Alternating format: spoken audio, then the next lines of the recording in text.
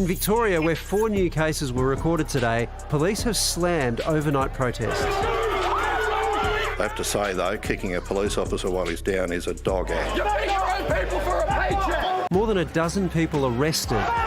Police using CCTV and body cam vision to hunt down dozens more who took to the streets, unleashing their rage over lockdown 6.0. But the Victorian government is refusing to rule out future lockdowns, today requesting more Pfizer amid the race to contain 2 new clusters. This is an accelerating curve. We're seeing significant numbers of primary close contacts. In New South Wales, which today saw a record 291 new cases, up to 200 in the community, there was more tragedy. A woman in her 60s from southwestern Sydney died at Liverpool Hospital. A health worker inadvertently infecting the kidney patient. That was a transmission in the hospital. HSC students, meanwhile, will be offered Pfizer jabs from Monday if they're from one of the 8 LGAs worst hit by the outbreak. It's really, really important because we know it's a requirement that students have to sit a public examination for the HSC. The opportunity is there, but really you've got to take it, grasp it with both hands. In Queensland, as 10 new cases emerged, all but 2 in ISO, things are looking up. And I genuinely am hopeful that we'll be able to lift this on Sunday. The final decision, though, will be made on the day, and masks could be around until Christmas. The CHO even looking into masks for kids. Yes, education has found and sourced masks that will fit smaller heads. So we are going to look at some pilot work with maybe the older children in primary school. Everything on the table as Queensland and the rest of the nation braces for a bumpy few months ahead. I know that all of us are fed up, we're tired, we've all had enough of these lockdowns and the restrictions that we're placing on our day-to-day life. But we know that it works. We've seen with the previous outbreaks that we can get to grips with this very quickly if we continue to work together. Well, epidemiologist Tony Blakely is never tired and has been our constant companion throughout the pandemic, and he joins us once again tonight.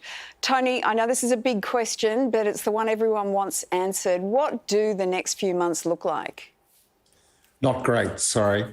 If you're in Sydney or New South Wales, it's probably going to be a matter of you won't get back to zero, I fear. You're going to bridge over to about October when the vaccine coverage helps push it down, and then Sydney will be the part of Australia that first learns to live with the virus. For the rest of us, it's going to be short, sharp lockdowns when we need them, and then hopefully week-long, month-long, maybe even no lockdown, but periods of relative calm in between. But the chance of short, sharp lockdowns exists and hangs above us around the rest of Australia. So, Tony, does New South Wales have any options really left at this point?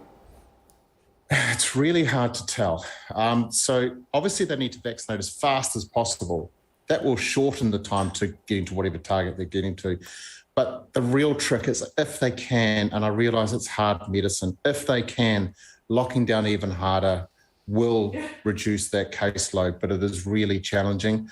So it's vaccination, hanging on in there and trying to bridge across to when the vaccination coverage gets higher in October, November. Tony, I know you're only an epidemiologist, but as a parent, I'm really curious about this Queensland masks for kids idea. As somebody with a 5 and 7-year-old, I can't get them to put on their shoes. How is anyone proposing that kids would wear masks outside of the house? It's even worse than that. You could mistake the nappy and the mask. At 5 and 7, I really hope not.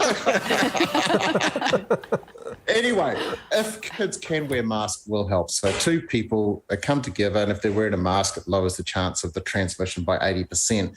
Now, if kids can wear them, go for it. If they can't wear it, then it's just reality, and we just need to accept that.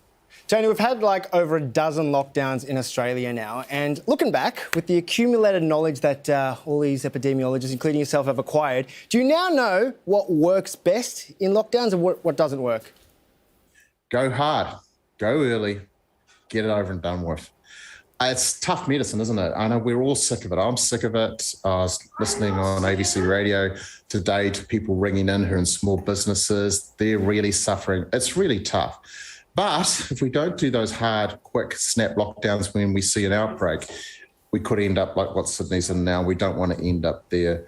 So I'm sorry, but it's pretty tough medicine. If we can finish on a good note, though, I think of the next couple of months as like getting to the middle of the road and you've got those refuge islands in the middle. We get there and around Christmas, the vaccination coverage will be up and we won't have opened up to the rest of the world. And hopefully we'll have a nice Christmas and New Year with the vaccination coverage up and we might even be able to travel interstate. So I'm thinking forward to mid-spring and Christmas and hoping it's going to be nice and good.